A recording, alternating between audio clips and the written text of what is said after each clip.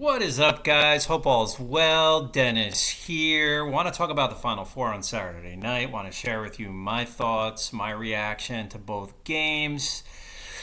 To start, have I seen better Final-4s? Absolutely. Absolutely. Was it bad or am I really disappointed? No, not really. I just thought it was you watch the Final-4. It was all right.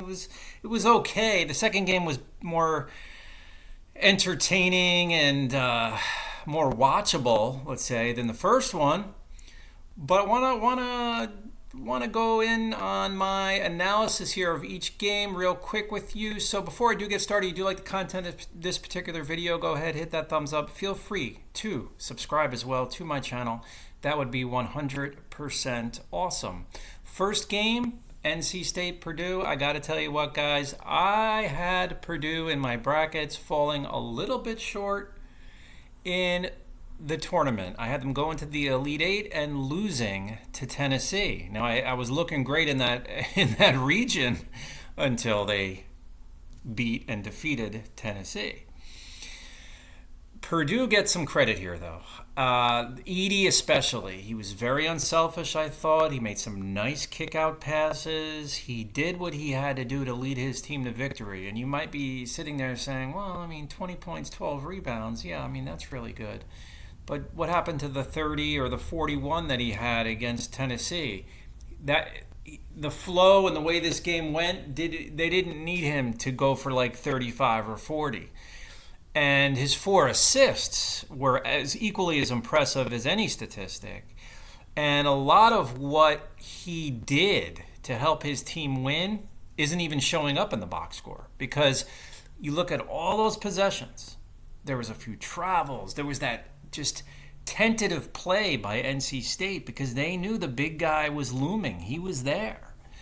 Whether it be a travel or just they were ready to go up, you'd see that head fake, they're going to kick it out. They didn't want to challenge him on some of those possessions.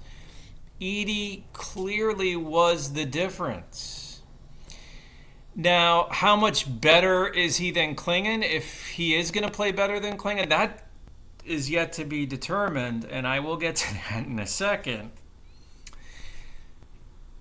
He might be in for a big challenge on Monday night. NC State, great run. Congratulations to them on a great tournament. They just weren't themselves in a way on Saturday night. It just came to an end. Fantastic coaching job. Great run. Give them credit. Plenty to look for into the future. But it was Purdue's night there. That game was a little tough to watch at times. NC State seemed a little almost overwhelmed by the whole thing. They were like a little edgy.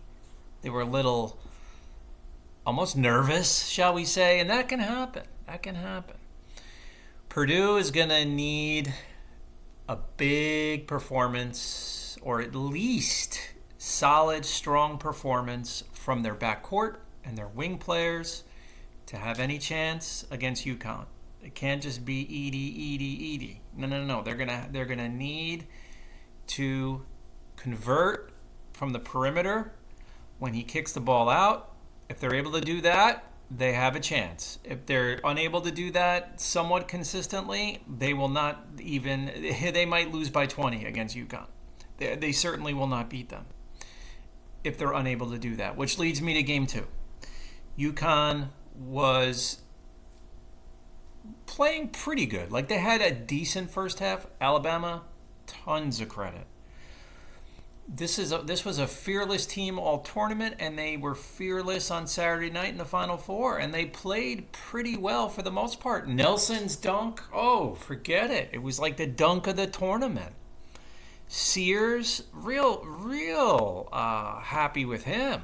He's a talent. He's going to be interesting to keep track of and to keep notes on moving forward, because we may see, I could see him stepping up in the next level here as a nice contributing player to a team in the NBA. Why not? He can create his own shot. He seems pretty agile and quick. He has some range. But UConn, I've said it once and I'll say it again. They just have an answer for everything. You want to go up tempo, we can do that. You want to go down low in the blocks and load up on big guys, no problem, we could do that. You want to shoot threes? Nope, we could do that. You want to go deep into your bench? We can do that. They could do everything, guys. They could do everything. And what continues to impress me with UConn is the number of good perimeter shooters on this team. And when they're about to put teams away, that seems to be how they do it. In other words, next thing you know, they start swinging the ball around in the second half, and the threes start flying from everywhere. UConn goes from up 4 to up 17. Game, set, match. UConn moves on. I mean, we've seen that movie over and over and over again. And yes, they have some really good shooters on their team.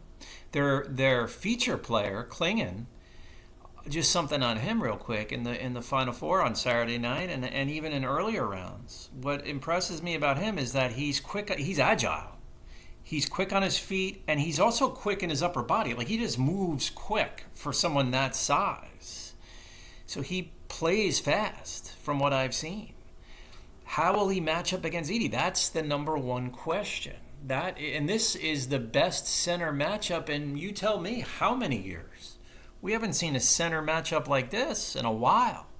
Remember the old days, Ewing, and we had Elijah Wan, and you had some really good big men. Morning. These are just guys off the top of my head here.